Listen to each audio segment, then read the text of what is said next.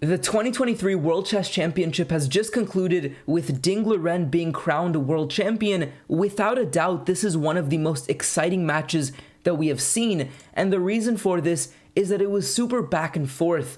It did not contain many draws, there were many decisive results, and what this means for us as fans is that we got a lot of blunders and brilliancies. And so what I have done is I've created this PDF resource that contains 18 of the most exciting highlights of this championship, and these are puzzles that you can try to solve on your own. There is a complete solutions manual in the end that has analysis and engine checked lines. This is a free resource on my website if you're interested. What we are doing today is we are going to explore 3 of these moments. So if you enjoy what you see here, know that there are many more exciting moments that I have deeply analyzed. But with that, let's jump in to the first game, which is game number 6. And Liren here had the white pieces, and in this game, we saw it start very slow. It was a London system. The opening is not really what we're concerned about here, but suffice to say that white got a pretty good position. They got to expand and infiltrate in the center while also making progress on the queen side, and this dual advancements that white has made allowed them to maintain a pretty significant advantage. Now, later in the game, what you'll see is that white indeed goes about converting this advantage in very nice form. They bring all of their pieces to the party. The knight on g6 is super strong, the queen, the rook on the 7th rank. But after the move rook to g8, white is kind of in a predicament because it's not very clear how you continue making progress from this moment on. So this is what I would classify as the first kind of critical position. So I'd urge you to take some time and try to figure out what white could play here. Now, the solution that Ding found, which is super brilliant, is this move queen f7. Now, even though it might seem like all of these pieces are in their ideal square, by pushing the queen further and compacting the situation on the king side, what we end up doing is adding even more pressure. So now there are a couple of threats, and it's very difficult for black to manage, and we can explore these threats by looking at some very basic lines. If they take this knight, trying to remove a defender from the position, we're going to take back, and here end with a brilliant queen sacrifice and a checkmate with the pawn and the rook. And if we go back for a second, let's say they don't take and play into that, well, they don't have an alternative. If they just move their bishop somewhere else, the idea, of course, is to prepare the promotion. Well, here we can sacrifice the queen again, and after king takes again, the rook paired with some extra helping pieces will deliver checkmate. If the king comes to h7, rook h8. If the king comes to f7, very beautiful, rook to f8, and the pawn is helping as well in this checkmate. So a very nice game.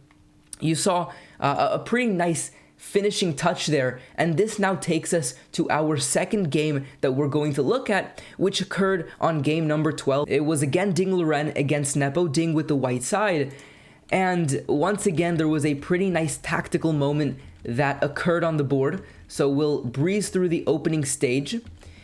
Now, what you're going to see is a very complicated position, a lot of inaccuracies, blunders, but this is the highlight that I want to focus on. In this position, white had an opportunity to win on the spot, and Ding missed it. Now, fortunately for him, in the end, he did end up winning this game, but he could have won it here on the spot with a pretty nice tactical idea.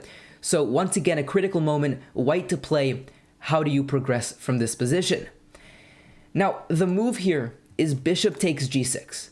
Now, you might be wondering, wait a minute, wasn't this a resource that has been possible for practically the last 10 moves, right? Couldn't white have taken the rook at any of these moments? Well, the truth is no, and the reason for this is that if you prematurely take the rook, they're going to take back, and it becomes very clear your knight here in the side of the board is falling. And so the difference is that once the queen reaches c6, you can take, and after they take back, there's a very nice resource for you here, which is this move d5. And the idea is that if they take the knight, you're just going to blast open. The placement of the queen gives you the initiative that you need in the center to open things up, and you don't even need your knight anymore. After they take, for example, you can take here like this, opening up another piece for you, and you're just accumulating so much pressure.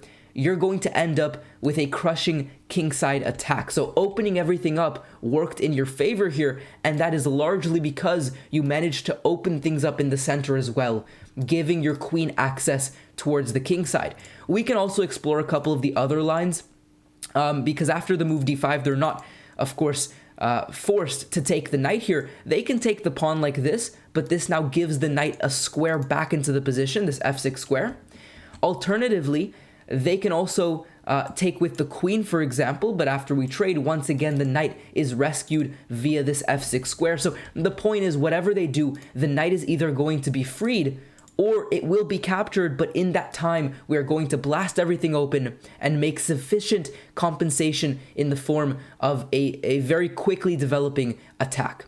So this was a very nice game, and I think one of the key lessons to take away from this one is that if you have an idea, constantly recheck to make sure that it still doesn't work. So if you have an idea you're going for and it's not working, then don't give up on it, but on every different churn, check again, make sure that it's still, is not working for whatever reason, because the game of chess is very subtle, and even the smallest of difference of the board will allow certain resources to become available. So double check, triple check on every churn, the same ideas you have in mind. And this is now taking us to the final game that sealed the match. So this was game 18, and this time Jan Nepomniachtchi had the white pieces, and once again we saw just an incredible amount of blunders and mistakes and inaccuracies and brilliancies, so many tactics at once. This was quite possibly the most tactical and crazy game that we saw. But ultimately, as the dust began to settle, we got into what seemed to be an equal endgame, both players having chances. There were still some pretty nice moves later on. You can see this move, queen e2 here, a brilliancy. But what I want to focus on happens a little later in the game, when black begins to gain their advantage, and we enter this endgame here.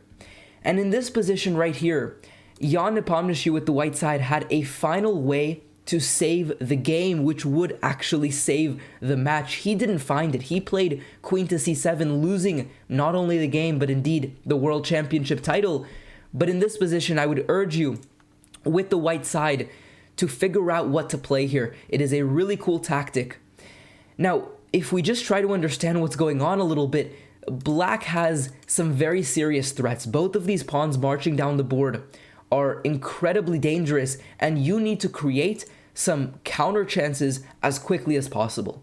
And so there's a couple of approaches here. There's actually multiple moves that maintain an advantage. There's this move h5, which kind of looks mysterious, but the idea is that you want to go queen f7, for example, and mate the opponent, but then they're going to be able to go queen to g6 and defend. So h5 simply takes that move out of black's pocket, and therefore it enables an eventual queen f7 with devastating effect. This is one approach, but the approach that I want to highlight that I think is even more beautiful, and the, in fact, more objectively correct move, is bishop takes g7. And you have to have incredible eyesight to play this move, because it looks very scary. Black is now up a lot of material, a full bishop, and their pawns are just a couple of steps away from promotion. But the idea is, with this entire board completely opened up, this queen is going to be able to give some perpetual checks to this king that are going to be unavoidable. And so again, it takes a lot of analysis and understanding, because it's not so clear, and you might suspect that the king can try to run away and hide, but if you explore this position long enough, you're going to see that indeed white does make sufficient progress. We have queen d4 check, for example. We can now go queen d5, and again, it's not very obvious that we can give the perpetual, but I think one of the key things to understand is whenever the king tries to run and hide between these pieces here and find shelter, we have the check along this diagonal, which is critical because it cannot go down the board, because at that point we're actually going to be winning the queen here, which miraculously black is still okay here, because in the resulting position, these pawns and bishop combined with the king give black sufficient compensation. But of course, this is not the position that black wants to find themselves in. So essentially the king is forced to maintain and stay up the board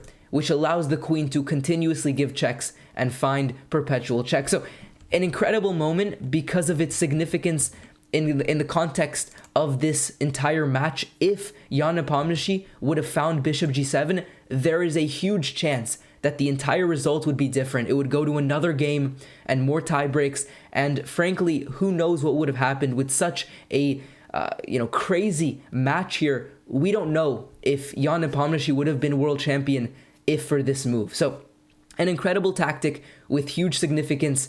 Hopefully you enjoyed the video. I would urge you one final time, ladies and gentlemen, to go and check out this resource, this PDF here. There are many more puzzles for you to go ahead and try, and this is a nice way to kind of recap and finalize the entire World Championship. I think going through some of these memorable moments will be helpful for you to also retain some of the key lessons that you can take away from this match. Hopefully you enjoyed the video. Subscribe if you are new around here. Like the video if you learned something new from it, and I'll see you guys next time. Peace out.